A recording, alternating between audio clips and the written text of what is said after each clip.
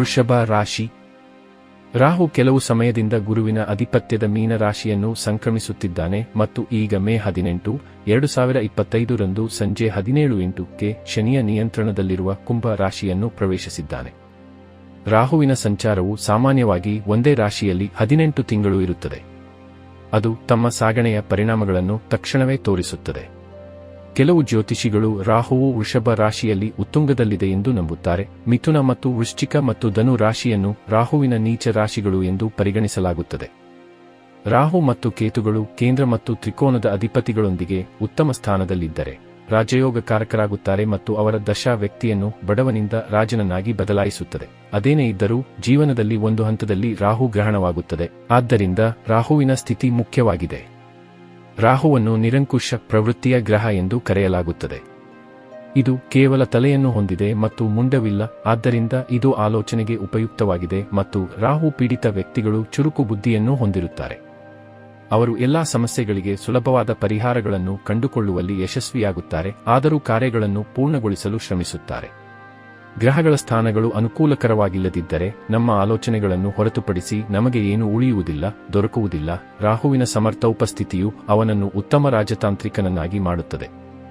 ರಾಹುವು ಜೂಜು, ಬೆಟ್ಟಿಂಗ್ ಮತ್ತು ಲಾಟರಿ ಆಟಗಳಲ್ಲಿ ಯಶಸ್ಸನ್ನು ತಂದರೆ ಅದು ಒಬ್ಬ ವ್ಯಕ್ತಿಯನ್ನು ಅನುಕೂಲಕರ ಪರಿಸ್ಥಿತಿಯಲ್ಲಿ ಜ್ಞಾನವನ್ನು ಸಂಪಾದಿಸುವ ಹಾದಿಗೆ ಕರೆದೊಯ್ಯುತ್ತದೆ. ಈಗಿನ ಮಾಹಿತಿ ತಂತ್ರಜ್ಞಾನ ಯುಗದಲ್ಲಿ ರಾಹುವಿನ ಪ್ರಭಾವವು ಪ್ರಬಲವಾಗಿದೆ. ರಾಹು ವೃಷಭ ರಾಶಿಯ 10ನೇ ಮನೆಗೆ ಸಾಗುತ್ತಾನೆ. 10ನೇ ಮನೆಯಲ್ಲಿ ರಾಹುವಿನ ಉಪಸ್ಥಿತಿಯು ಅದೃಷ್ಟವನ್ನು ತರುತ್ತದೆ ಎಂದು ನಂಬಲಾಗಿದೆಯಾದರೂ ನೀವು ಕೆಲಸದಲ್ಲಿ ಎಚ್ಚರಿಕೆಯಿಂದ ಇರಬೇಕು. ಇಲ್ಲಿ ರಾಹುವಿನ ಉಪಸ್ಥಿತಿಯು ಶಾರ್ಟ್ಕಟ್ಗಳನ್ನು ತೆಗೆದುಕೊಳ್ಳಲು ನಿಮ್ಮನ್ನು ಒತ್ತಾಯಿಸುತ್ತದೆ. ಕೆಲಸ ಮಾಡುವಾಗ ನೀವು ಶಾರ್ಟ್ಕಟ್ಗಳನ್ನು ತೆಗೆದುಕೊಳ್ಳಲು ಬಯಸುತ್ತೀರಿ. ಇದು ತಪ್ಪುಗಳನ್ನು ಮಾಡುವ ಸಾಧ್ಯತೆಯನ್ನು ಹೆಚ್ಚಿಸುತ್ತದೆ. ನಿಮ್ಮ ಕೆಲಸವನ್ನು ಇತರರಿಗೆ ನಿಯೋಜಿಸುವುದನ್ನು ತಡೆಯುವ ಅವಶ್ಯಕತೆಯಿದೆ. ಇಲ್ಲದಿದ್ದರೆ ಕೆಲಸದ ಸ್ಥಳದಲ್ಲಿ ಸಮಸ್ಯೆಗಳು ಉದ್ಭವಿಸಬಹುದು. ನೀವು ಆತ್ಮವಿಶ್ವಾಸದಿಂದ ಇರುತ್ತೀರಿ. ಆದಾಗ್ಯೂ ಒಂದು ಪ್ರಯೋಜನವೆಂದರೆ ನೀವು ಕೈಗೊಳ್ಳುವ ಯಾವುದೇ ಕೆಲಸವನ್ನು ತ್ವರಿತವಾಗಿ ಮತ್ತು ಪರಿಣಾಮಕಾರಿಯಾಗಿ ಪೂರ್ಣಗೊಳಿಸುತ್ತೀರಿ. ನೀವು ಎಷ್ಟು ವೇಗವಾಗಿ ಕೆಲಸ ಮಾಡುತ್ತೀರಿ ಎಂದು ನಿಮ್ಮ ಸುತ್ತಲಿನ ಜನರು ಆಶ್ಚರ್ಯಪಡುತ್ತಾರೆ. ಇತರರು ಯಾವುದೇ ಕೆಲಸವನ್ನು ಕಠಿಣವೆಂದು ತೋರಿದರೂ ನೀವು ಅದನ್ನು ತ್ವರಿತವಾಗಿ ಮಾಡುತ್ತೀರಿ, ಆದರೂ ನಿಮ್ಮ ಕುಟುಂಬ ಜೀವನದಲ್ಲಿ ಕೆಲವು ತೊಂದರೆಗಳು ಮುಂದುವರಿಯಬಹುದು. ನೀವು ಕುಟುಂಬ ಕಾರ್ಯಕ್ರಮಗಳಿಗೆ ಕಡಿಮೆ ಸಮಯವನ್ನು ವಿನಿಯೋಗಿಸುತ್ತೀರಿ. ಪರಿಣಾಮವಾಗಿ ಕುಟುಂಬ ಸದಸ್ಯರು ನಿಮ್ಮ ಬಗ್ಗೆ ಅಸಮಾಧಾನ ಹೊಂದುತ್ತಾರೆ. ಪೋಷಕರ ಆರೋಗ್ಯ ಸಮಸ್ಯೆಗಳು ಆತಂಕವನ್ನು ಉಂಟುಮಾಡಬಹುದು. ಈ ಸಮಯದಲ್ಲಿ ನೀವು ಬಾಡಿಗೆ ಮನೆಯಲ್ಲಿ ಸಂತೋಷವನ್ನು ಕಂಡುಕೊಳ್ಳುವಿರಿ. ಕಚೇರಿಯಲ್ಲಿ ಮನಸ್ಸಿನಿಂದ ಕಷ್ಟಪಟ್ಟು ಕೆಲಸ ಮಾಡುವಲ್ಲಿ ನೀವು ಗಮನಹರಿಸಬೇಕು. ಕೆಲಸವನ್ನು ಮಾಡುವ ವೃಷಭ ರಾಶಿಗೆ ಸೇರಿದ ಜನರಿಗೆ ರಾಹುವಿನ ಈ ಸಂಚಾರವು ಹೊಸ ಸಂಭವಗಳನ್ನು ಎದುರಿಸುವಂತೆ ಮಾಡಬಹುದು. ಆದರೆ ಈ ಅವಧಿಯಲ್ಲಿ ನೀವು ಯಾವುದೇ ಭ್ರಮೆಗೆ ಒಳಗಾಗಿ ನಿರ್ಧಾರಗಳನ್ನು ತೆಗೆದುಕೊಳ್ಳದಂತೆ ಎಚ್ಚರಿಕೆ ವಹಿಸುವುದು ಅಗತ್ಯ. ಈ ಸಮಯದಲ್ಲಿ ನೀವು ನಿಮ್ಮ ಪ್ರತಿಷ್ಠೆಗೆ ಸಂಬಂಧಿಸಿದಂತೆ ಬಹಳ ಎಚ್ಚರಿಕೆಯಿಂದ ಇರಿ ಮತ್ತು ವ್ಯಾಪಾರಕ್ಕೆ ಸಂಬಂಧಿಸಿದಂತೆ ನಿರ್ಧಾರವನ್ನು ತೆಗೆದುಕೊಳ್ಳುವ ಸಂದರ್ಭದಲ್ಲಿ ಪಾರದರ್ಶಕವಾಗಿ ಇರುವುದು ಒಳ್ಳೆಯದು. ವೃಷಭ ರಾಶಿಗೆ ಸೇರಿದ ಜನರಿಗೆ ರಾಹು ಮತ್ತು ಕೇತುವಿನ ಈ ಸಂಚಾರವು ಈ ವಿಚಾರದಲ್ಲಿ ಶುಭವನ್ನುಂಟು ಮಾಡಲಿದೆ.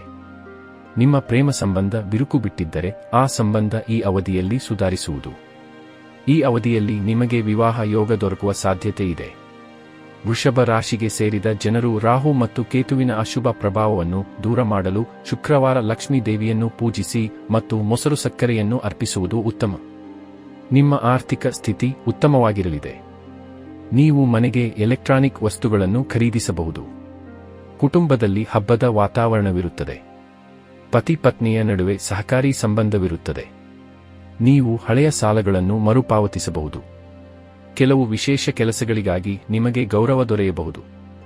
ನೀವು ಆತುರದಿಂದ ಕೆಲಸ ಮಾಡುವುದನ್ನು ತಪ್ಪಿಸಬೇಕು. ಕೆಲಸದ ಸ್ಥಳದಲ್ಲಿ ನೀವು ಕೆಲವು ಅನಗತ್ಯ ಜನರನ್ನು ಎದುರಿಸಬೇಕಾಗುತ್ತದೆ. ನಿಮ್ಮ ವಿರುದ್ಧ ಇದ್ದವರು ಬಹಿರಂಗಗೊಳ್ಳಬಹುದು.